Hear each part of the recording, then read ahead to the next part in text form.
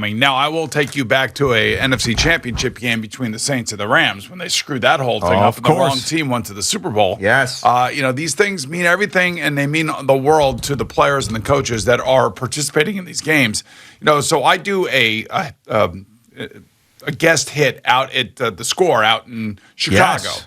And, they're all over Matt Nagy all the time. It's Matt Nagy. He's going to be gone. They're going to force him out of there. Time out, but he's going to be gone. But they're all over him. Yeah. He didn't pick Mitch Trubisky. He was handed Mitch Trubisky. He didn't pick Justin Fields, but he was told he had to play Justin Fields as a rookie. So everybody needs to understand, chances of winning with a rookie like Mac Jones is not going to be the way that it normally goes. It's just that New England had such the perfect setup up there for a rookie quarterback, and they got the guy that they programmed with critical Patriot theory. Mm-hmm. So he's all set up there, and he's set up perfectly. But anyway, Matt Nagy has every right just to be absolutely livid this morning because it's his ass that's on the line. He may end up losing a job, and there were at least 4 instances last night that either took points off the board for the Chicago Bears or gave the Pittsburgh Steelers an extra opportunity in the middle of a drive, whether it be a phantom roughing the passer call or no roughing the passer call or a phantom low block call on a guard that's pulling inside the tackle box that nullified a touchdown for Chicago. I mean, I got to the point last night I almost threw my phone into the TV. That's how angry I was, and I had no skin in the game. Right. It's not like you had bet the Bears to win or anything like that. I mean, it was just basically you're tired of seeing it. Everybody's tired of seeing it.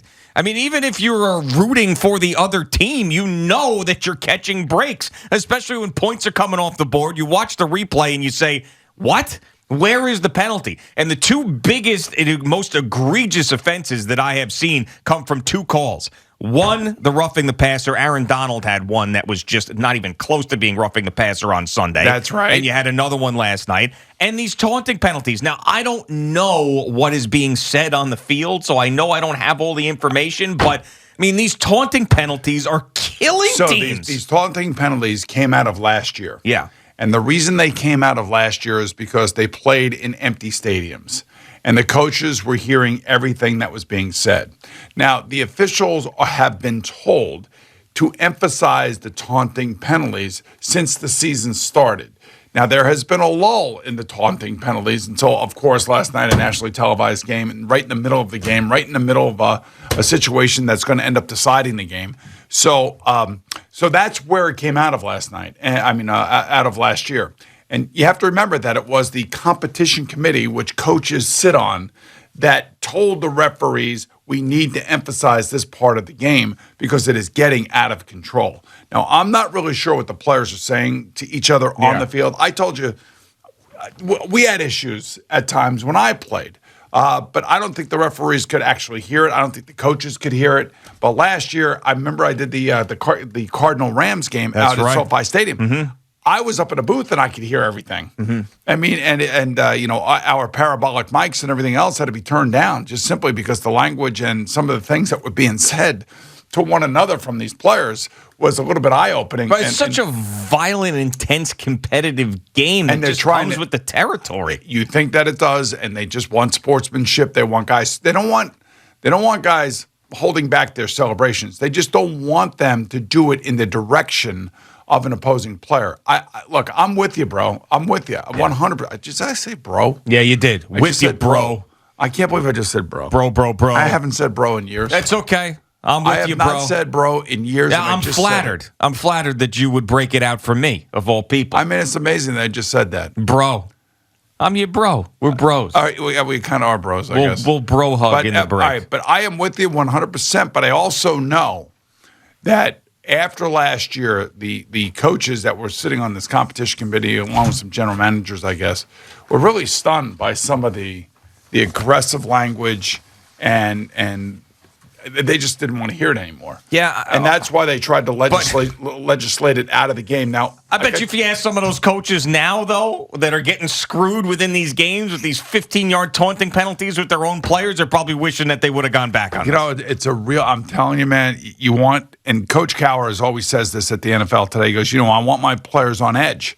I want them to play on edge, and he always had guys that every now and again would cross over, and then he would have to sit down with them, and he'd have to tell them, there's a fine line with the way that you can play and not cost your team. And he always wanted his team on razor's edge. That's why he always gave a pregame speech. That's why he always tried to find something personal that he could use as motivation. And whatever it may have been, obviously a successful coach for 15 years, a lot of it worked. And I think coaches, even at the lowest levels, do that, and they try to find something personal to get their team fired up because it is a violent game. It is an intense game. But I think last year there were a lot of things that took coaches' breaths away. And look, coaches aren't stupid. They know what goes on.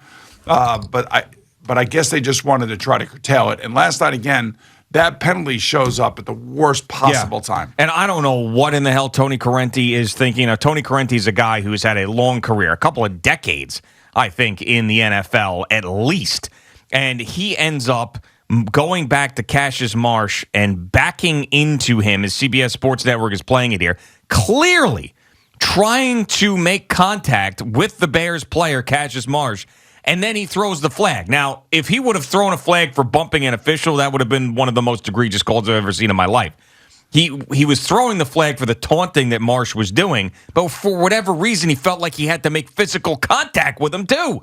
It's the weirdest thing. It's one of the weirdest things I swear to God I've ever seen. Yeah, and he didn't speak to anybody after the game. It looked like Cassius Marsh is yelling either at the Pittsburgh punter or the Pittsburgh sideline or something. Because remember, I believe he was a Pittsburgh Steeler. Yeah. So he might have been yelling, "You MFers, you cut me, I got you," that kind of thing. Yeah, and I guess Tony Correnti really was bothered by that to the point where he lost his mind in a moment. He went full Chris Letang on him. Yeah. Right. Some of those guys, in the NHL, we talk about that, like guys who have been disciplined before, but still end up hitting people. Tom Wilson, Matt Cook back in the day, right? Guys like that. I mean, maybe Tony Correnti just lost his mind in the moment. I don't know. Maybe he's had it. I heard Alan Jerry talking about it. That Tony Correnti's 69 years old? Yeah, he should be on the field. He's 69 years old now. He's 69. 69. Oh, my God. Here we go. So one of the real problems that the NFL has is the officials that they're actually putting on the field. They're not ready yet. The whole new crop of officials are not experienced enough to handle it. How do you get them ready, though? It's hard, man. It's hard. They got to play. It's kind of like a rookie quarterback. Yeah. How do you get them ready? Well, you might as well just throw them out there and see what happens. And to Justin Fields' credit last night, he had a tough first half, but after that, he made some really strong throws. So I think there's a genuine excitement about their young quarterback out there, but he may end up having another new coach. I think that's basically a lock at this point. I don't know why. They're 3-6. And dude, that franchise has had it. I know, but they're playing with a rookie quarterback. They tried Mitch Trubisky. The GM I could see going because he's the one that decided on all these picks. And, they were so happy when they got Justin Fields and they were able to trade up to get him and he was falling for whatever reason. And, they had like this celebration around the draft because of all of it. And then the reality hits you in the face that if you play the kid, you're going to have to live with the mistakes. You're going to have to live with all the shortcomings. Same thing with the Jets here. Daniel Jones, when he was a rookie, the same thing. Yeah. It's just part of it. And whoever is the coach, man, just got to hope that they can somehow win one more than they lose. And then you could say that is a great year with your rookie quarterback, unless, of course, you're, Bill Belichick. But they're only one win above 500. Yeah. So you really think that the Bears would do the thing that you hate, which is to keep a coach and then fire the general manager and then I don't know what they're going to do, but I just know this. It finally looks like Justin Fields is starting to understand what's going on in the field. Yeah. And then you're going to give him a new offense. Give him another new offense. Yeah. It's hard enough, even if you could ask Tom Brady, he'll tell you. It's hard enough going from an offense that you were in for 20 years and then all of a sudden have to learn a new language, essentially, and go play football and try to understand what everybody's doing. by learning another system. And maybe that's why he wears the wristband. I don't know. But I'm like Troy Aikman, man. You don't wear wristbands. Come on. No wristbands. No wristbands. I don't care who you are. No wristbands. Right. Steelers win their 4th straight. They're now 5-3, only a game out of the top spot in the AFC North. What do they have in AFC as an AFC record?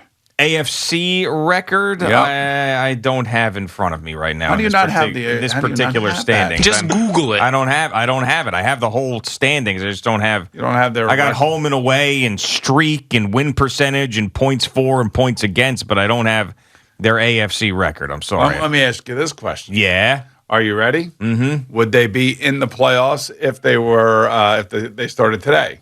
If the season ended today, yes, would the Steelers be in the playoffs? And I would say yes, they would be. Would the Patriots be in the playoffs? The Patriots would be. Yeah, the Patriots sure? are. Yeah, now listen. They're 5-4. There's a lot of 5 and I guess Patriots they would are 4-1 in the AFC. Remember, they beat the Jets and they beat the Houston Texans as well. How about the Patriots are 4-0 on the road and 1-4 at home? Right, but they're 4-1 in the AFC. Pittsburgh's 3-2 in the AFC. The Raiders are 4-1 in the AFC. How about the Bills? The Bills are 4-3 in the AFC, which is not good. Obviously, the Chargers 3-2 in the AFC. The reason I say this, these are all the tie-breaking scenarios. Once you get past, the division winners and all that stuff. Let me tell you, I don't think anybody in the AFC is any good. I don't think there's a dominant team in that conference at all. You know what the Chiefs are in the AFC? Sleeping giant. 1-4. Oh.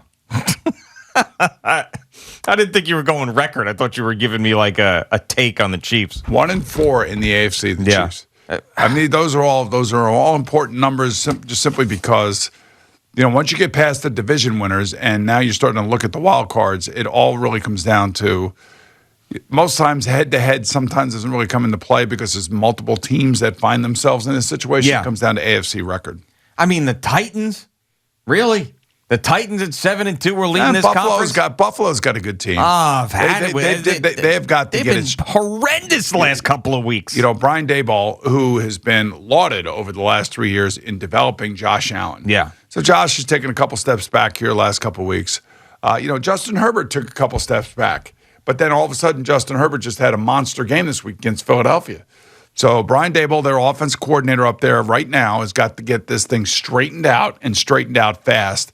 And he's got to reel in kind of his explosive type of player as a quarterback. Look, we can't be running around and just making plays all over the place and just counting on you to be a sandlot player. Yeah. We need you to be that refined quarterback that you were last year. Better decisions, run the ball more. Here's the thing. They're not a great running team unless Josh Allen's running with it. And the amazing thing about that is that they play in Buffalo. You got to have a great running game. Should be your identity. And, when Jim Kelly played and ran the K-gun up there, they were a high-flying offense. Don't get me wrong. No huddle, high-flying, all that other stuff. Man, but Thurman Thomas was a beast. Not a good week. You got to run into the Bills. Got to run the football, man. Not a good week for the Jets to run into the Bills, in my opinion. Get right, Spot. Sounds like Mike White's going to play. I know. Thank you for watching. Please like, comment, and subscribe. And don't forget to hit the red bell so you're notified when we have new content.